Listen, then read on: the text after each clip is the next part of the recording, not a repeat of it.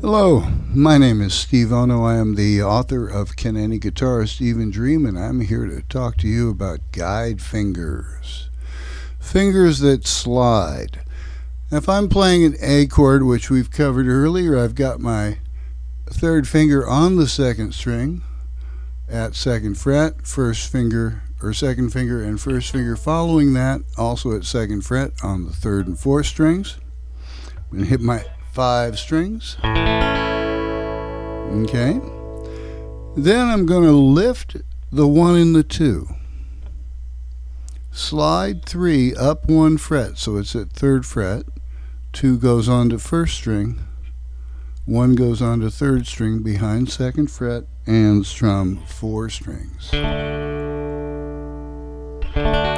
That is D or D major. Lift 1 and 2, slide 3, place 1 and 2.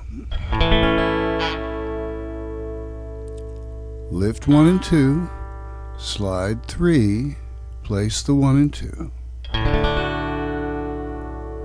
Lift 1 and 2, slide 3, place the 1 and 2. Now the third finger isn't the only guide finger. We talked about A to E before. That's where you lift your first finger, hop 2 and 3 over 2 strings, and place the first finger on the third string, first fret. Now if I'm doing that third string, first fret, E, I have my first finger on the third string, and I can slide that up to the second fret for the D chord. So if I'm on an E, I lift 2 and 3, I slide 1 to the second fret, then 2 goes into the corner onto first string, and 3 goes onto the point of the triangle. Here's my D.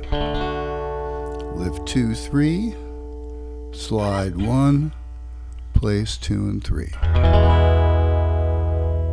All 6 strings on the strum for an E.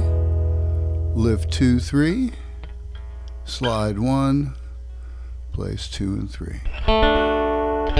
Strum 4 strings. Lift, slide, place. Another plan of movement here. Guide fingers. Lift 1 and 2 and 3, slide 1, drop 2 and 3. It is not always 1, it is not always 3. 3 is quite popular though as a guide finger. But it could be any finger. Now, the next thing to talk about after guide fingers is the idea of an intentional floppy finger. One of the things that I try to get people not to do is to let their fingers fall over and just flop across, unless we want to. And here's a situation where we're going to want to get both of the strings at the first fret with the first finger. Go ahead and just try to do that with just the first finger alone. So you're going to have to let that first finger knuckle go a little bit. Let it flop. Now the real trick is being able to hold the other 2 fingers of the F chord together. Now F is related to C and G. Here's my C, with the third and second fingers over on the 5th string. And I pick my third and second fingers up and I move them to the 4th and 3rd strings. Then I flop the first finger across to get the F.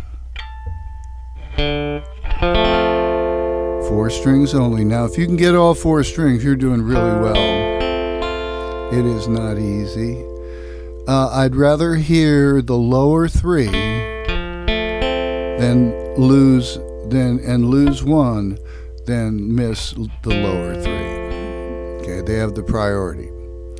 So flopping the finger is important to do, but it isn't essential that you get that highest note. There it is, an F chord in full. Hop the 2 fingers next door, stand up the floppy finger. So the finger must be able to flop on demand, on command. Hop the 2 fingers next door, flop the first. 4 strings, strum. Hop the 2 fingers next door, stand the first finger up, and strum. Hop 2 and 3, flop 1. Hop 2 and 3, flop, stand 1 up. Don't flop it, stand it up. Okay, now F has an evil twin that is easy as well. Place the pinky on the second string at the 3rd fret and move your first finger to just the 1st string.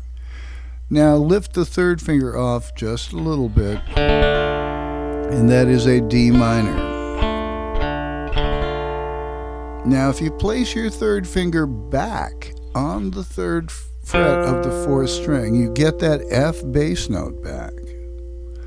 And this is where we run into the first of our slash chords, a D minor slash F.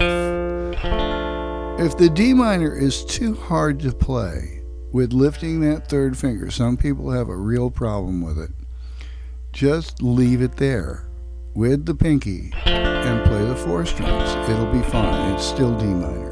Okay? D minor with a D bass or D minor and F bass don't have a whole lot of difference in sound. Okay? So you've got an F to a D minor. And the 2nd finger does not need to move. It can stay right where it is. And everybody can revolve around it. F to D minor.